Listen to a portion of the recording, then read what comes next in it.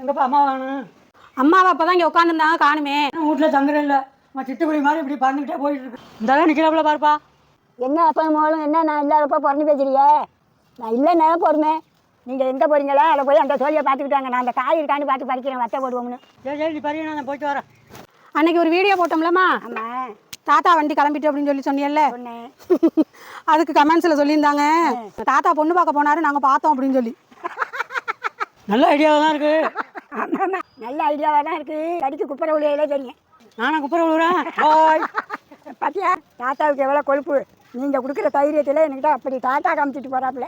சாப்பிட சொன்னால் சண்டைக்கு வராரு, காற்று குடிக்க சொன்னால் சண்டைக்கு வராருல. அதை தீர்த்து வைப்பீங்கன்னு சொன்னால் நீங்கள் பொண்ணு பார்க்க எழும்பிட்டீங்க.